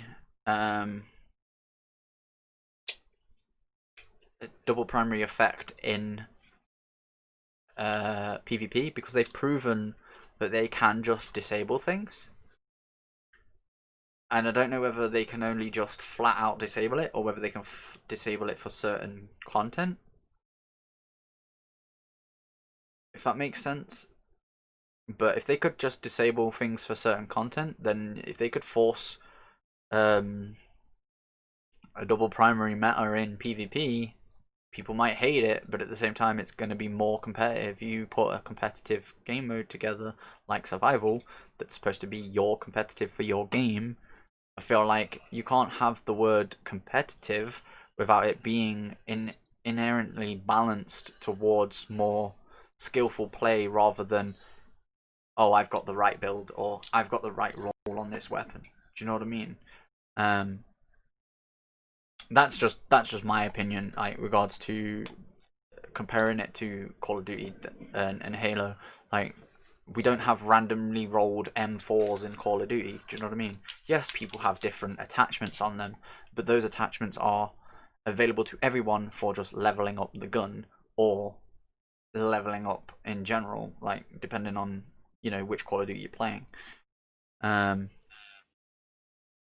And I see your point with regards to sort of like narrowing down the options that you've got with regards Yeah, to thingy. I think that's the Um, only way it's ever going to but be truly competitive if yeah, people want that. and there are some games that have done it really well. I mean, all you have to do is look at things like the obviously competitively oriented games, things like CS and Valorant, and to a lesser extent Paladins as well. In that you've got your weapon, that's it, that's your weapon. Mm. You can change how it looks, but that's about it. Um, the sort of slightly more extended with COD in that you got your attachments, but you have to earn the attachments by using the weapon. It's the same way that we had to unlock the perks that were on our weapons by using the weapon or Yeah, back in putting gear D1. into it back in D1. But because it's been built up and sort of layered on top to get this very detailed customization system that let's face it, D2 does have with regards to like how each weapon works, right? Mm. Is that it then becomes very hard to narrow things down without breaking everything in the game. Like, do you just have the weapons without any perks whatsoever? But then True. what does that Yeah. do with the exotics? No, that's what I mean. I see that point, but at the same time, I'm trying to like find a way where they could do it for these people that are constantly, screaming, oh, Destiny 2's PvP needs this nerfing, it needs that nerfing because it's not competitive. Like, that's the reason it feels tacked on to me, is because it was never competitively balanced. It's still got that PvE mentality of you're this overpowered badass. Like, you hear a super and you're going, oh shit, this man could very well fuck my day up for a lot of the supers. Do you know what I mean? But Yeah, in the same vein, I like I employ anybody who hasn't to check out the favored Friday night fights tomorrow when they do them. And so I am going to do a quick shout out to Hath because he typically will be streaming them.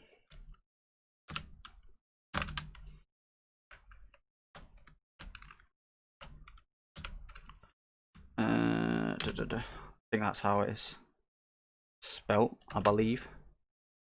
And my chat's still not fucking working. So apparently I'm not doing that.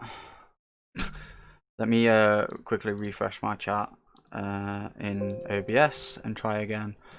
That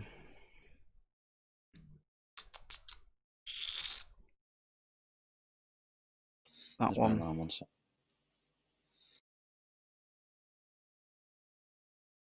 Who are we shouting out?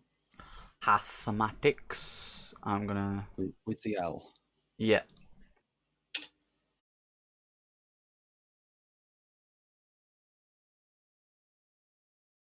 Yeah, that's him.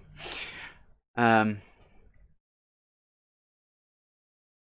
but yeah, so like I said, anybody who's interested in a decently balanced, structured Destiny PvP, I implore you to go and watch them because that's made me change. I used to think PvP did not deserve to be part of Destiny, and that it was just this tacked on add-on that people complaining about it just should understand. Oh, but it's not supposed to be this ultra competitive, shooter. But they have changed my look on it because of the fact that when I've seen that when it has this structure, it has certain things, you know, banned out of it, certain things you're not allowed to use that are foreseen as these overpowered things, like Shatter Dive. It's not possible in their rule set because Glacier Grenade isn't allowed. It It's it's like it's a it's restrictions. very entertaining to watch, is what I'm saying.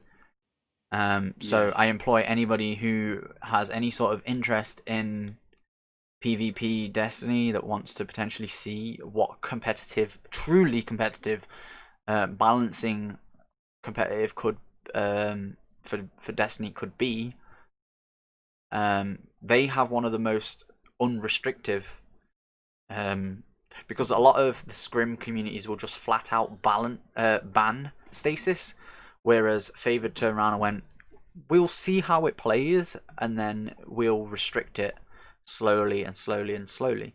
They're just recently, over the Christmas period, they were allowing 120s to be used however many people wanted to use one. Then over the Christmas period and the New Year period, people were saying in the feedback to Hath and other members that are responsible for like crafting the rule set, 120s feel very oppressive. Can we change something about them in the rule set? They are now restricted to 120 per team. And like I said, it's balancing. I know you can't do that in actual competitive. Bungie can't do that with regards to trials, but it's a lot more entertaining to watch than watching Grenadier Jake go into trials and everybody's using the same weapons and everybody's using fucking stasis subclasses and the things that are perceived to be overpowered and need nerfing and or what have you. So it's things like those organized tournaments and the scrims and things A is that lot more structure. there's a lot more structure to them, and it means that especially if it's being set around a tournament, is in that it it lets it if you say that like okay you can only have one person with a 120 hand cannon on their team, okay, in a given scenario, who's best to be using that? Do you want to have someone? It's sort of like picking who's going to be sniping on CS That's another because thing. They're only allowed you one tend to, sniper. yeah, because especially I know in CS I don't play it a lot myself, but you know I've seen my fair share of a few people on my Steam friends list playing it, and my brother plays it and stuff. Is that it's sort of like a mutual understanding thing rather than a oh you just can't do it. In that if it's like if you come onto a buying round for your team and you're doing well, you would have someone with I think to Norb, but you would normally only have one Yeah. because you only really need one. You don't have people taking each other out with snipers across the map all the whole round. You find someone who sits back and watches certain angles to make sure that like if the enemy goes across there, they're dead, force them to take other paths. Yeah, exactly. And that's what I'm saying. It's a lot more structured. It's a lot more balanced, and Yeah, so it's a lot more entertaining to watch than just the chaos that is Destiny's PvP in general. And that's why I say yeah, I employ anybody that has any sort of interest in PvP to check them out at some point, and like join the D2 Everyday Discord, which is !D2 Discord in my chat again. We had somebody put it in there earlier today. But we're going to move on from PvP because I feel like that's going to be a topic we could just go back and forth on regards to balancing shit anyway. But I do, yeah, as a closing point, I do see what DMG put on that tweet about is there more variety, more tools of destruction? I do see a lot more variety. Not everybody is using a 120 like everybody was using a Gnawing Hunger last season. So for that, I applaud them. But at the same time, a lot of people are just using what works, which is 120s. And so the next thing I want to cover is a very short topic, which will be the fact that they decided not to do a TWAB today.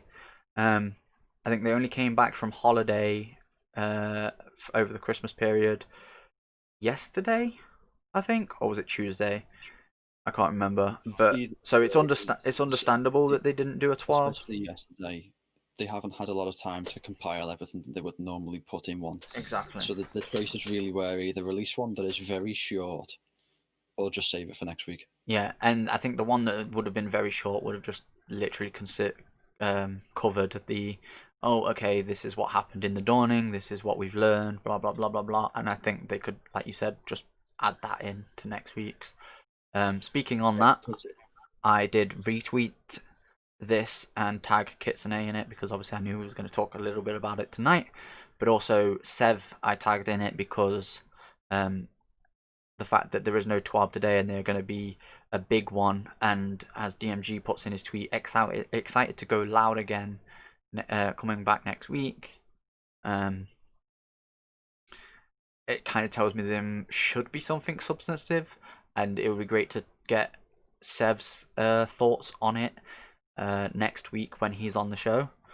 But yeah, I just thought that was worth covering, that we have no TWAB today, but we will be talking through the next TWAB, which should be next week, with Seth, and get his thoughts on anything that is mentioned in that one. Take us on a slight dive here then. Since we're talking about that are happening in the future, let's talk about things that might happen in the future, things that aren't really confirmed, but there's potential. Did you see recently there was a bug where people who were trying to travel to the tower would end up in a strike? Yes. It's 12 people or 16? 12 to 16 people in a strike. And it ran fine. I've seen a bunch of people using like stasis in that strike as well. So there was a lot of particle effects going off, and not a lot of people were struggling with frames, from at least the looks of things. So does this now open the gate for larger activities? Things like 8, 12-man raids, or larger patrol zones maybe? Because we know, okay, when you've got a lot of focused activity in this area, and you've got a lot of it because there's 16 players a strike, it's a small room, everyone's using all of their grenades and their abilities, their ults and everything, their supers rather.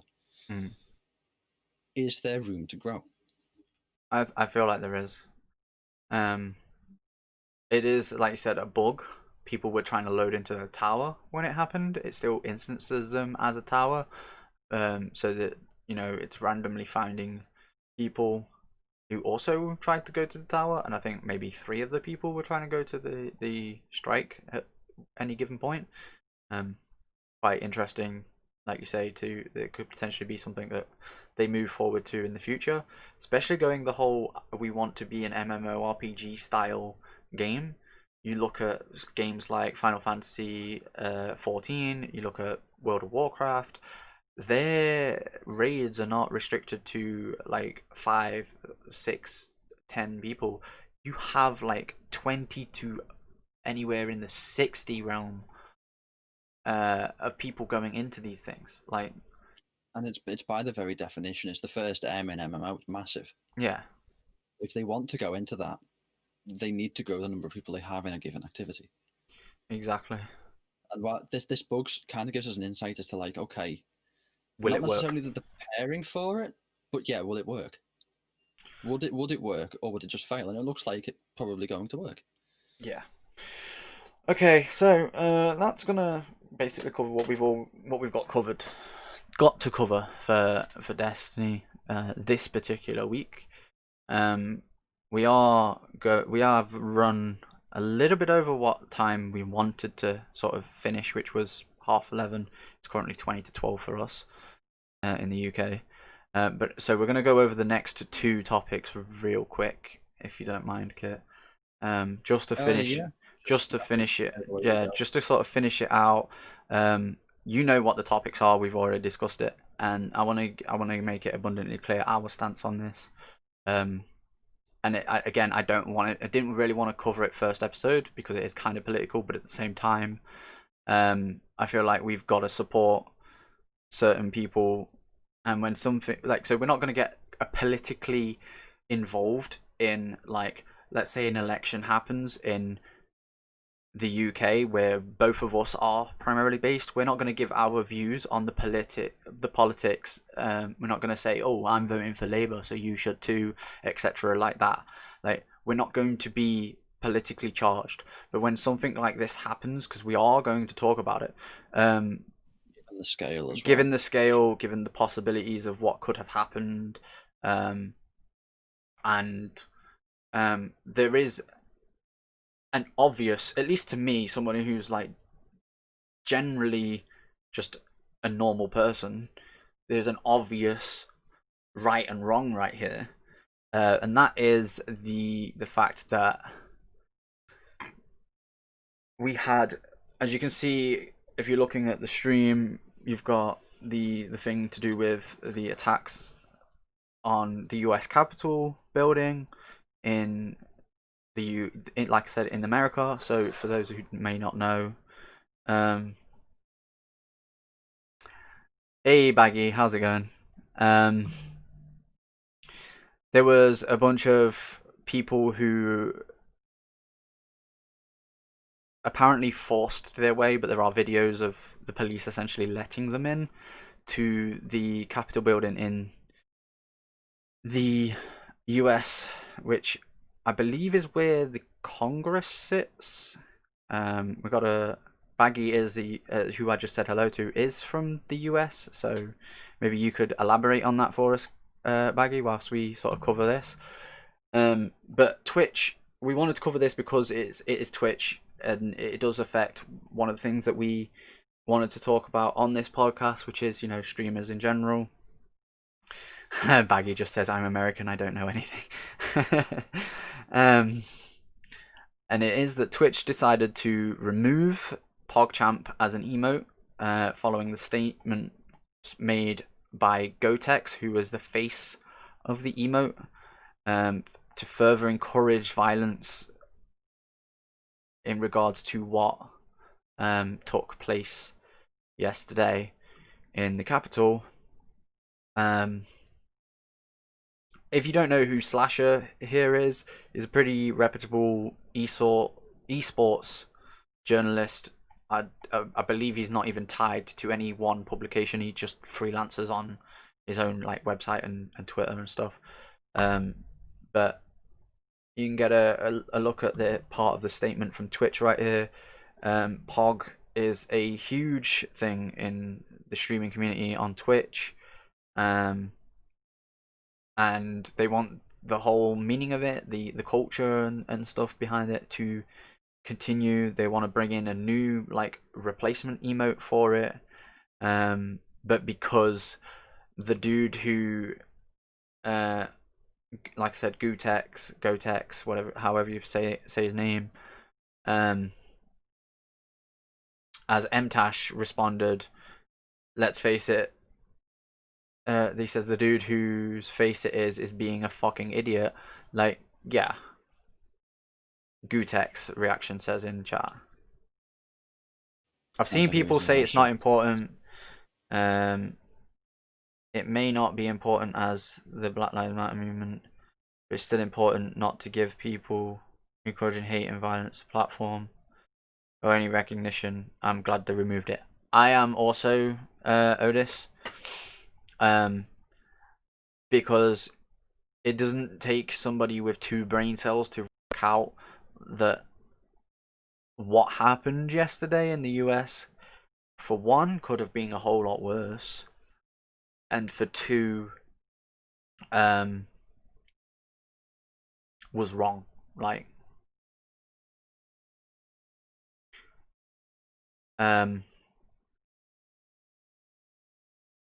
he essentially said, from I'm gonna probably paraphrase because I didn't want to go and find the actual, like, somebody tweeted the fact that Twitch goes, we removed it, and then his tweets, because again, I don't want to give him any extra platform, to be honest, other than turning around and saying, look, this dude did this bad thing, and Twitch decided to act upon it. But he was essentially saying there was a woman shot in the Capitol, and you can see here in the trending section of, or the what's happening section even of my Twitter, that 4 people were dead, have been found dead. 1 shooting victim. After the pro-Trump mob storms the U.S. Capitol, police confirm. There was a woman that was apparently killed in there. There was a video, and he was encouraging people to go and watch said video, and going, oh well, will she have justice? You know, like, and likening it to people who were saying, oh, will this person get justice for with regards to part of the Black Lives Matter movement.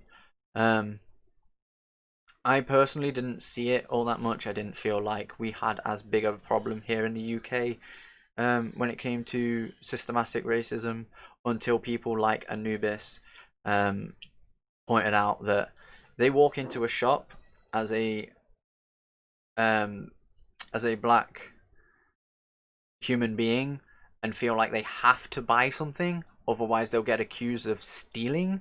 Like that, you know, that's something I can't personally abide by. And then my father-in-law as well has said the same thing, and it just made me worried for my brother-in-law.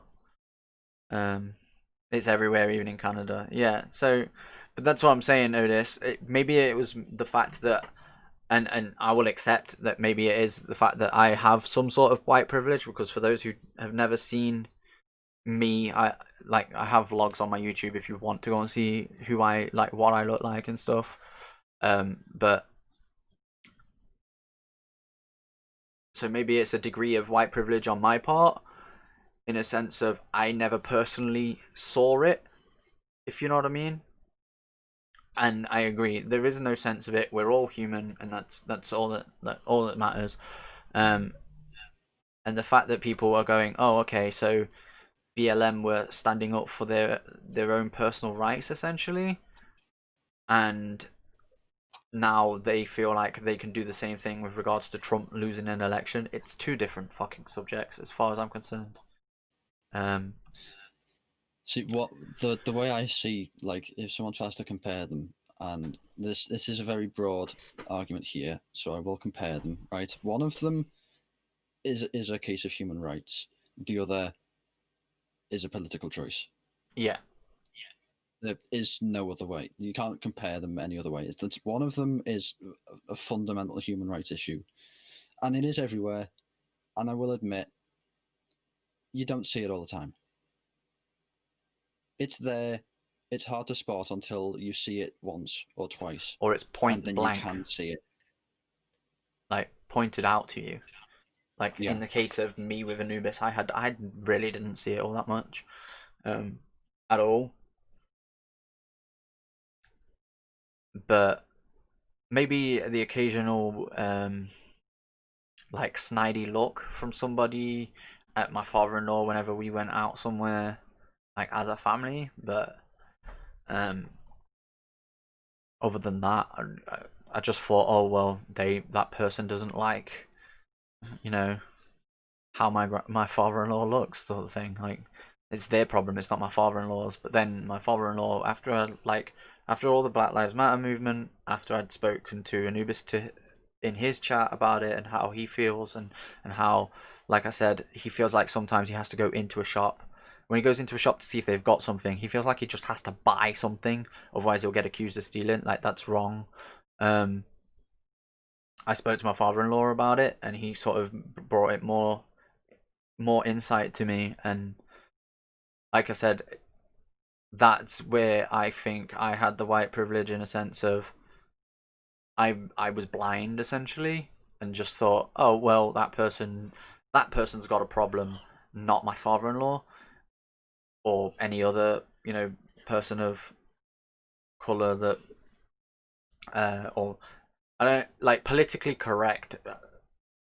I think I just see everybody as human personally. So if you've got a problem with my father-in-law because he's black, like go and die in a hole. Like, you know what I mean? Uh, but hey, and then to move on, it's kind of related to the whole PogChamp removal thing. The last topic we wanted to cover is again, it's Twitch. Another thing from Slasher. Twitch disabled Trump's Twitch account because apparently he's got one, but haven't banned it. They've made it so he can't stream following yesterday's events in the Capitol because they want to prevent Twitch from being used to incite further violence. And again, you can see a a part of Twitch's statement right there, which is basically what I just read from Slasher. They've disabled his account to stop it from him from using Twitch as a platform to incite further violence. People like this guy here as well. And what the fuck did Trump do? He didn't participate in the raid. Dude, if you ever see this, you're part of the fucking problem. He might not have point blank turned around, and this is where I say it's going to get political. He might not have point blank turned around and gone,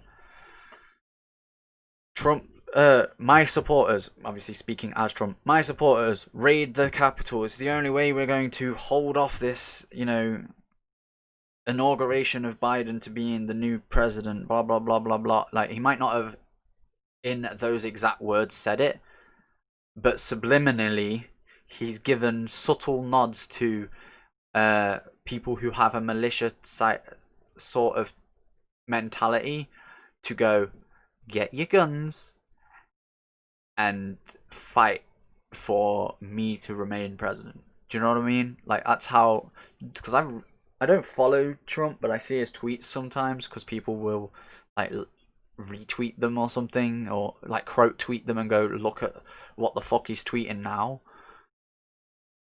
Or like news outlets that I watch videos from will cover the fact that he's going off on someone. Do you know what I mean? And as Odis just rightfully, I completely 100% agree with you, Odis. Put in my chat. If you tell someone to commit murder, you are an accessory to that murder. Now, if you tell people to riot and take over the government, you are inciting violence. Therefore, you are an accessory to that violence. Like, 100%. And which is why I can see the rationale behind what Twitter did earlier today as well. Was along the same line of thinking as the Twitch disabling Trump's account. There were a series of tweets that were made unlisted or non-visible. yes, I don't think they were completely removed. I saw that as well. Yeah, they were basically removed. For the same reason. No, yeah, they were made unseeable, and they gave him the option to remove them. And if he removes them, his Twitter account will stay active. But if he refuses to remove them, they will ban, like straight up, delete the messages and ban his account, if I remember correctly. Yeah, for violating one of the documents that's linked to the terms that you agree to when you set up an account in the first place. Yeah. And I've seen people sort of responding to it and going, oh, no, well, what about freedom of speech? On a platform like Twitter or Facebook, that almost doesn't matter, because there are specific agreements that you make with the company with regards to what you put on their site. And if what you've put on their site breaks those, they have the upper hand. They can just not have it on their site. It's essentially their platform. Essentially, what you do. You said you would agree, and you didn't, so you're gone. Yeah, and essentially what you do when you agree to that agreement is similar to something like YouTube and Twitch, if you think about it. Yeah, terms of services. Otis just put in the chat, the TOS. Saying we will do this for you. We will give you a place to put these messages. Yeah, and it's content. It's content that you are putting out, but technically, because it's on their platform, they own it. Is theirs, yeah. So if you put out something like Trump did, you know, oh this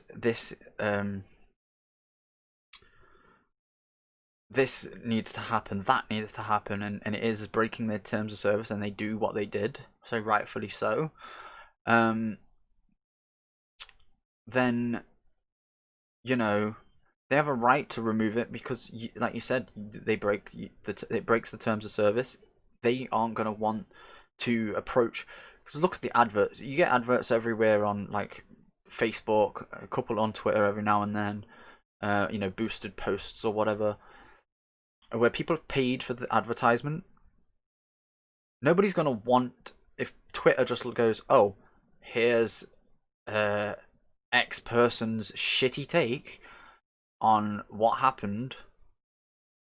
Nobody's gonna want to go, oh, well, that's a good place to advertise because they support a militia, because that's essentially what yesterday's people, like the people who stormed, were.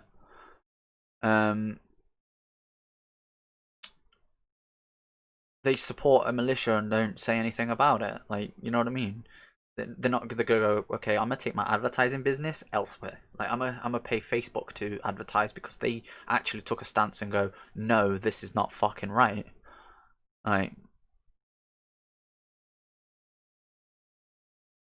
and that's essentially why I partially wanted to, because obviously it's Twitch. Yeah, the two things we just covered, from the PogChamp thing and the thing about Trump's account. The political, yes, but at the same time they're related to Twitch, which is why I wanted to cover them. But at the same time, I also wanted to cover them to say a hard stance of, we disagree wholeheartedly, that any part of that whole thing that happened yesterday needed to happen. I was saying it to two guys in Pigeon's Discord. We was in voice chat and we was talking about it. One of them, Lounge. I don't know if he will pop by or he'll see this at any point. Whether will mind me mentioning his name. Is an American, right? And I said to him, I goes, yeah. In your opinion, had Trump just accepted the loss and ran again in 2024, and then, if he lost, accepted it and just gone about his life, or whatever the outcome would have been, if he'd have just basically accepted this loss and then gone about his life, do you think the American people would have respected him a whole lot more, even though they hated him? A bunch of them do, anyway. Or do you think that he would have still been hated? And he turned around to me and, as good as, said, like, again, I'm not going to quote him directly because I can't remember exactly what he said, but he basically said, I think a lot more people who still hate him now would have turned around and gone, you know what? He's been a lot more grown up than the entire 4 years he's been in office. Respect. If you come against if you come as a candidate again and you're running against somebody else that I don't like and you have better policies or whatever, then I might consider voting for you. Then, he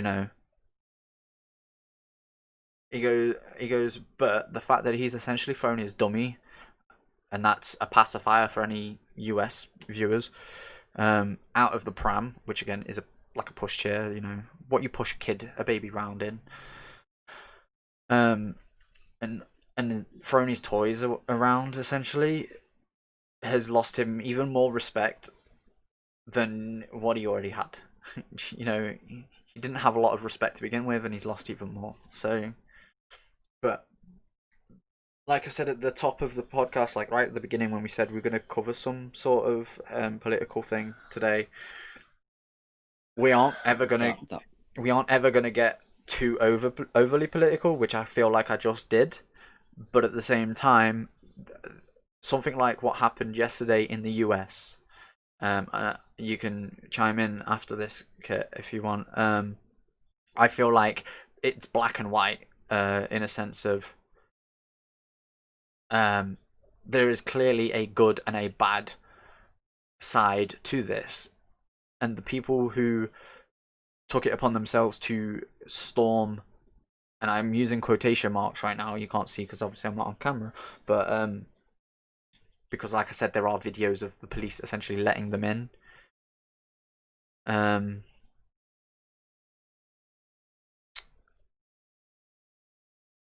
I am going to speak on.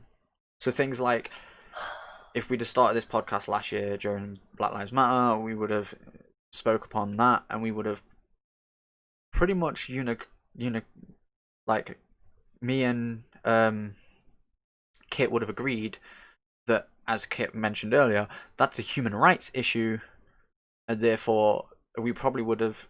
In fact, I can wholeheartedly say, me personally, would have supported BLM, and will continue to.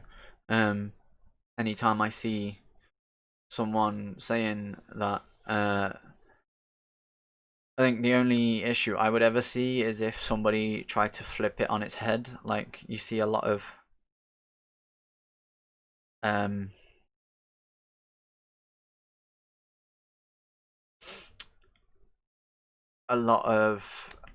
feminists do, which is not trying to create equilibrium. They're trying to make it so that society is less patriarchal and more matriarchal, if that makes sense. And I think you are going to have a few bad apples in a movement, in any sort of regard, whether it be feminists or, in this case, Black Lives Matter. There are going to be a few people that are outspoken enough to turn around and go, okay, you've suppressed us, now it's our turn to suppress you. And I'm not saying anybody is saying that, but I'm just saying there might be. I am not ever going to entertain anybody that says that. We should all be on a level playing field, man, woman, like gay, lesbian, bisexual, pansexual. Like, there's too many like LGBTQIA plus definitions, essentially, if you will. I forget what they're called now, pronouns or whatever, to go through. It shouldn't matter who we are all human, is essentially the point I'm getting at, and we should all be on an equal playing field, if that makes sense. And I don't know whether you can better put that into words, Kit. I started to wince when I was sort of wincing when you started that point, because I was like, oh, where's he going to go with this? But no, that ended fairly well, in that, yeah, there will be some people who take it to one extreme or the other. Yeah. And all it takes is for there to be enough vocal people in between. Mm-hmm. That, like, yes, I mean, you said before that, like, if this podcast had started last year, the main focus would have been on BLM. Obviously, that's still going. That's still a thing. It's still important. Yeah. That we get that clear. And there are people saying, "Oh yeah, well, they do matter," and then going and then saying, "No, this isn't a thing. All lives matter." Yes and no. The point here is that we're saying with BLM is that Black Lives Matter is they do. It's not that they matter more, but that they should matter the same, and people are treating them as if they don't. Exactly. And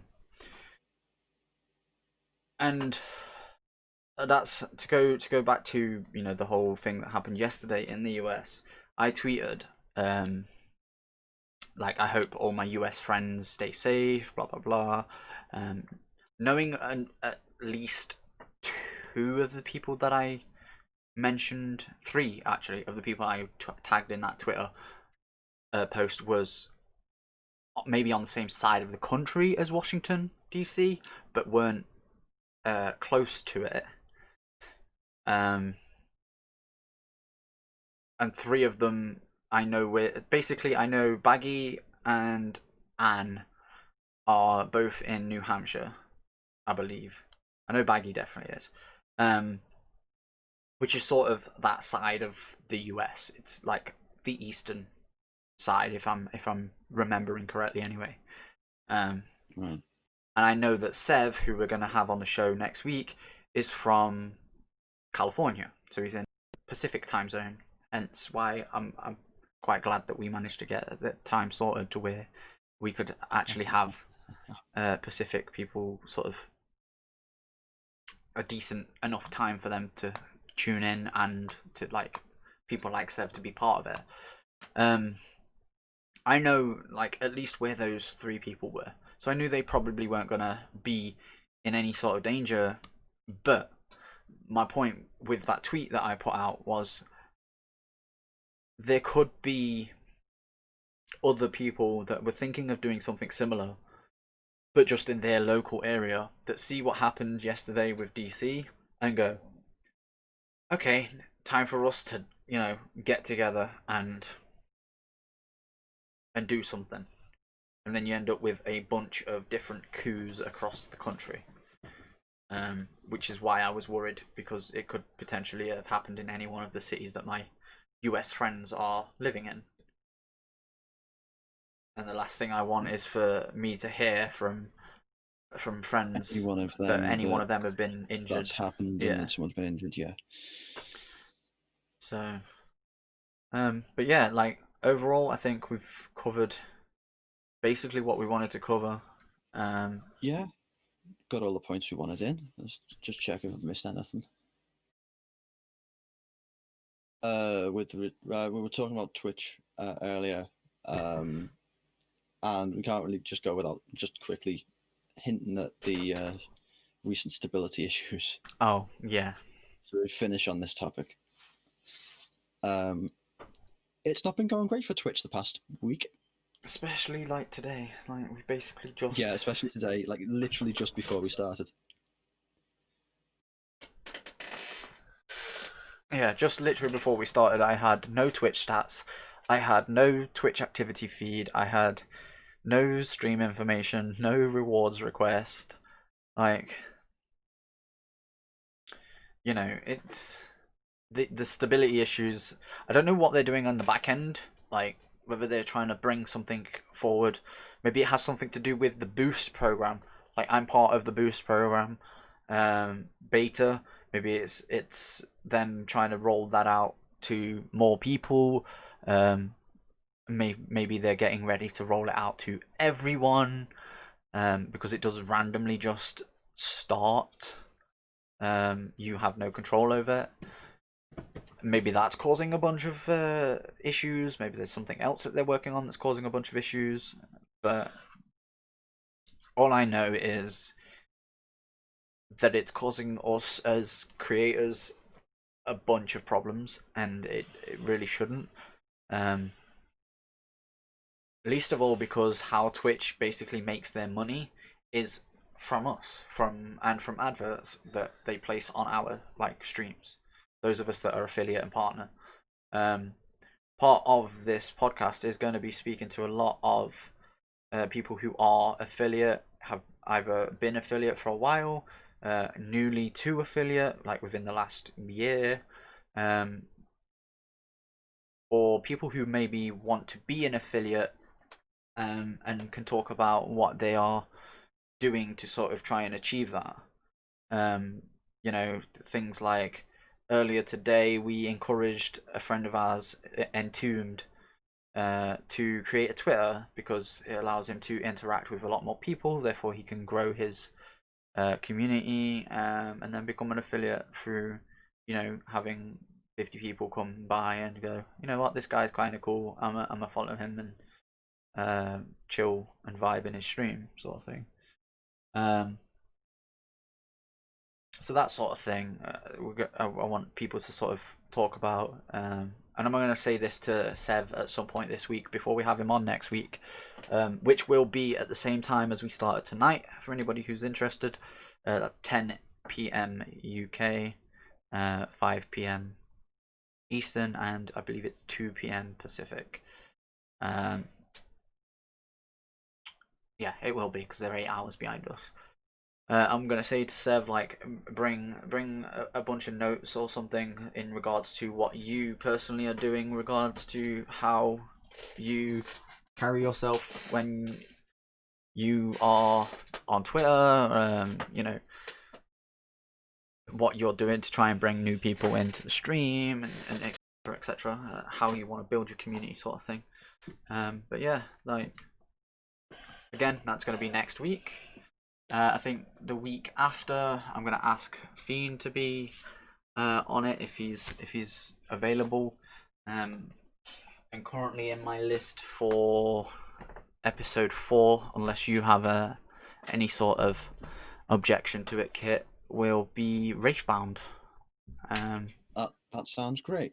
And if I may make a request, Yep. and have it known to the audience right now, if we could do for either episode 5 or 6, depending on how the guest slots go and everything, Yep. more than one guest for one of those episodes. Yeah, sounds like a plan. We could talk to a couple of people. I think one thing I'm gonna put it out there in case potentially he might see this, and then we can start the conversation between us two and them two. Is like I was looking at the list of people because I just like went through and wrote names of people I wanted to have on it. So like Otis is on that list, Shep's on that list. Sai, who I referenced earlier when we was looking at the DMG tweets, is on that list despite I've not even asked him. There's a bunch of people I'm interested to hear their points on certain things that we could discuss that I've just put on that list. Entombed, who I mentioned a minute ago, and our friend Infested Aaron are on there. Them two play a lot together. So that might be a way that we could potentially say to Aaron, if you see this, hear this in any way capacity, Aaron, you know, if you want to get on, you want to come on, chat with me and Kit for a bit about streaming and stuff, and we can have Yarting on as well, like Entombed. At the same time, you know, him giving the non-affiliate point of view and us three sort of giving the affiliate point of view. Me and Kit being affiliates in the past like 6 months. And I don't know how long Aaron's been an affiliate, but you know, he's longer. I think it's longer than me and you, Kit. Personally, I'm not 100% certain, but yeah, I'm pretty sure it's longer than me and you. Yeah. But yeah, so if is there any closing thoughts for you, Kit? In regards to no closing thoughts in particular, really. I'm glad we've gone over the points we did. Some of them are important, some of them not quite as important, but felt like they needed to be said. Yeah. I'm just really looking forward to what we come up with for the next episode, to be honest.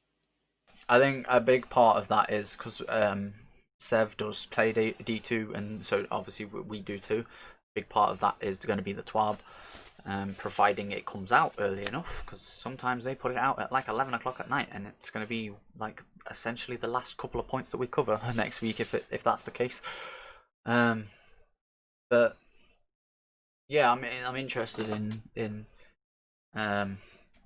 what we could potentially talk about. And one thing I am going to start with next week, this goes for anybody who is currently in the chat that I've already mentioned about having on, Shep, Otis, Baggy, if you're still here, I'd love to have you on at some point as well. If there's anyone that you could potentially put us in touch with that could potentially add to the discussion of here's what I do on Twitch to help myself provide the best possible content, to provide the best possible community, to build on that community, and like I know Baggy has a big Twitter presence. I feel like anytime I go on Twitter, I'm constantly seeing him either receive a reply or reply to somebody's tweet that I don't know, and I'm like, oh well, Baggy's interacting with this person, they must be quite interesting. And then I have a quick look at like some of the things they said, and I'm like, you know what, these guys are kind of cool. But yeah, if there's anyone like that, so like Otis, I don't really interact with Five often.